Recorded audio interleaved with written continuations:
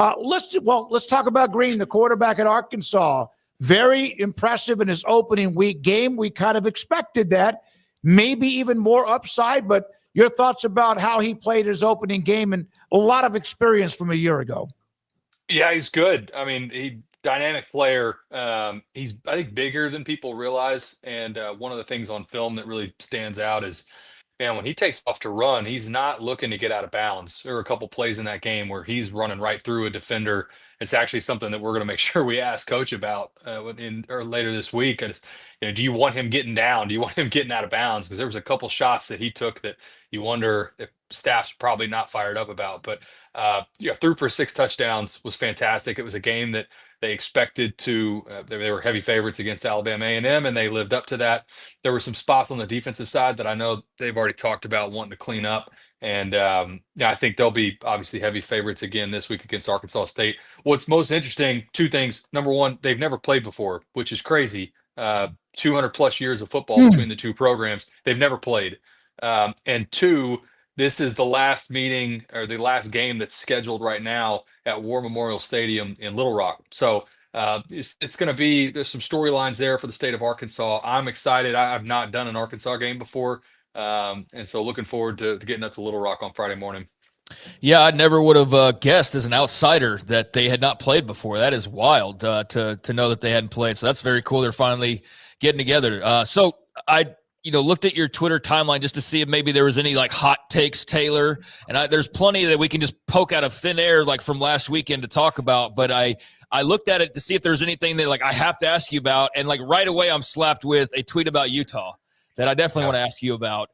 The AP poll came out, and Utah, after a very impressive win over UCLA, comes in at number 25. And you said Utah is far too low. That is a top 15 team. So you were impressed by what you saw from Devin Dampier and company the other night, I guess. Yeah, Dampier was fantastic. I think it's got to start with their offensive line, though. There's 2 guys on that front. Spencer Fano, I think, gets a lot of the attention, but that offensive line is the best in the Big 12, and it's a top 5 unit in the country. They're unbelievable.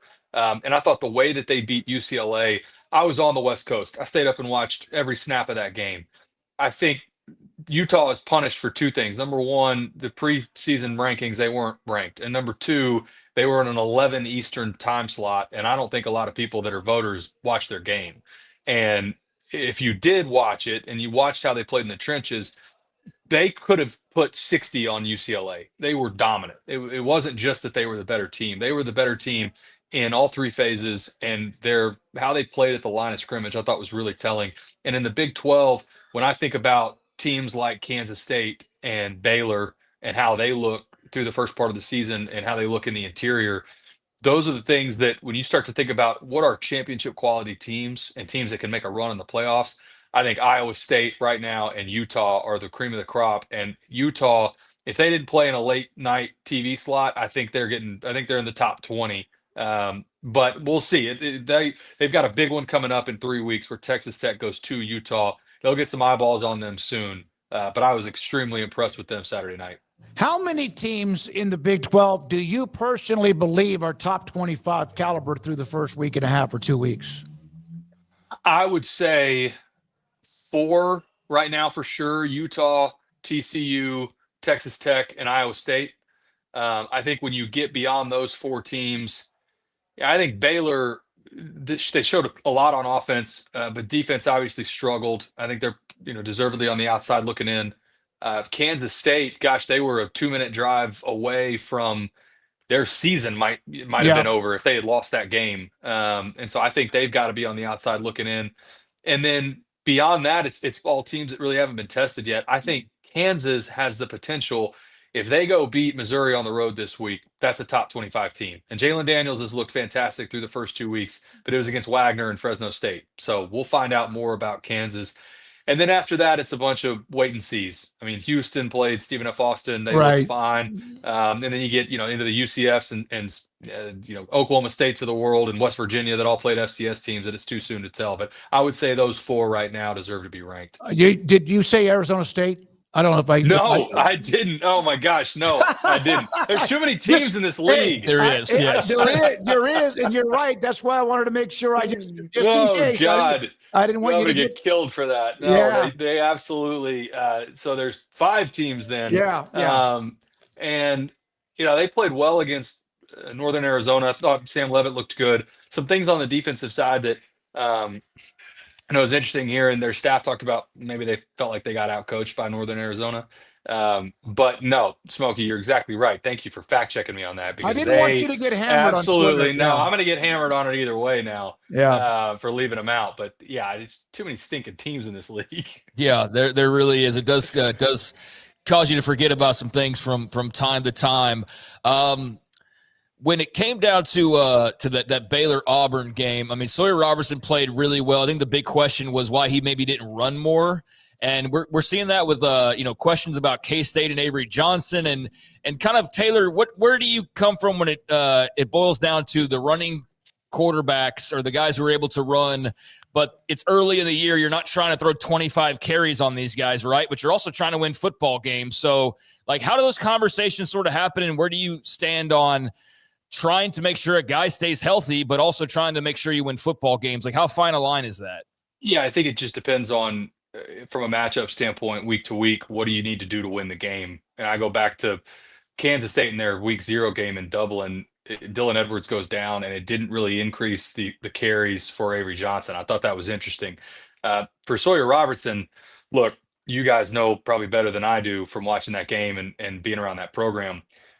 The Sawyer Robertson was not the problem last Friday. He threw for 400 and whatever yards. I think they figured out ways to move the ball on what I think will end up being certainly a top half of the SEC defense. That game came down to not being able to stop Jackson Arnold between the tackles. And I thought as soon as Auburn figured out that they could run any combination of their QB power, stretch zone, anything that had Jackson Arnold running downhill, and Baylor couldn't stop it. And on critical downs when they needed to get off the field, it was almost like you could watch them spread out, lighten up the box, and then you knew Jackson Arnold was going to run right at them, and they couldn't stop it. And I think Baylor, so the rest of the season, anytime they face a mobile quarterback, think about this week with Kevin Jennings at SMU, you're probably going to get more of that for Baylor. I think also, big thing for Baylor fans, this season's not over, sky is not falling.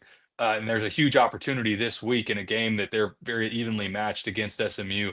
If they can get out of Dallas with a win, this is still a team that you're talking about being in the mix, not just for the Big 12, which they haven't even started league play, but a win over SMU and a relatively close loss against Auburn. You're still right there when you talk about at-large playoff potential down the line, assuming they play well in conference play. We had not Chris Kleiman live with us, but there was an audio clip from him talking about how they use Avery Johnson and how he doesn't want to bury him physically early, but he doesn't have he doesn't get a lot of running plays right now. What are your thoughts about how they use him, and should they use him more often? Well, I thought through the first 2 weeks, Avery Johnson's played great, and against Iowa State, he did a much better job than he did as a freshman of taking what the defense gave him. He was pretty patient against Iowa State. And then last week against North Dakota, I mean, he's the biggest reason why they ended up coming back to win that game. Defensive issues for Kansas State, I think, were that's how that game ended up being as close as it was and them having to come from behind late. But I agree, and I can understand Coach saying that they're trying to take shots off of him. And you see that in the play calling right now. There's not a lot of design quarterback run game. And if you remember a year ago, Avery Johnson did get banged up in that Colorado game. And I think it impacted him for a number of weeks, even after he came back. And so Colorado, Kansas State knows what they have in a former 5-star recruit, and he's everything to this program and trying to keep him healthy. But I wouldn't be surprised as the season goes along and they move into these, more critical games. And if it's a close game, especially, if there's more design quarterback run game, and you do take the risk of him taking those shots. We're talking about the amount of teams earlier, Taylor, and it's like, man, I can't ask you about all 16 quarterbacks. And then there's also the national stuff as well. It's just like, what can we ask you about? So I know you can't absorb it all, but did you happen to get eyes on Caden Salter in Colorado at all this past weekend? Yeah, I thought, well, if Georgia Tech doesn't have 3 first-quarter turnovers, then that game's not that close. I thought Caden Salter played average. I thought there were some throws there that he missed. I thought he held the ball too long on a couple instances. And then there were some other plays that he made, out of broken plays where he showed that he's a dynamic athlete. It looks like now they're going to open it up, and Julian Lewis will play this week against, I believe it's Delaware. And I think this is a good opportunity for them to work through both quarterbacks in a game that they should win convincingly. But I thought overall it wasn't a poor performance, but it certainly wasn't. Out of all the great quarterback play we saw this week in the league, I would say he was somewhere in the middle of the pack. Taylor McHargue with us, CBS and also ESPN on 365 Sports. What were your thoughts about some of the games, the bangers, as I call them, over the weekend, the quarterback play from Cade Klubnik to Nussmeier to Arch Manning to Sayin, those four, some hit and miss, some of them maybe not what we all expected. What are your thoughts? Yeah, well, I know everybody in the country's got an opinion on Arch Manning. I think a couple of things. I think he was very clearly rattled. I think the first indicator for quarterbacks, if they are falling away from their throws as the ball's coming out, if their body's working away from the line of scrimmage, that is the number one indicator that a quarterback is not comfortable. And you saw that from the first play of the game all the way through that final drive, second and third down. Those are easy completions that he's not stepping in. He's kind of throwing from a sidearm slot. And I expect that to improve because we did not see that last year against teams like, and I get it was UTSA and Mississippi State and teams that they rolled, but I think that moment it clearly got to him, and that defense that they were playing is going to be a top 5 unit all year, maybe the best unit outside of Texas defense. I thought Julian Sayin played fine. They didn't ask him to do much. He didn't need to do much, but he certainly wasn't a world beater.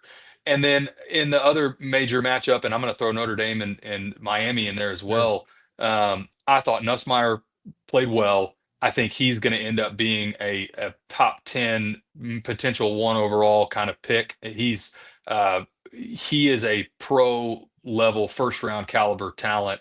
And I thought he showed me a lot in not doing anything to get them beat, because that's a good front that Clemson had as well.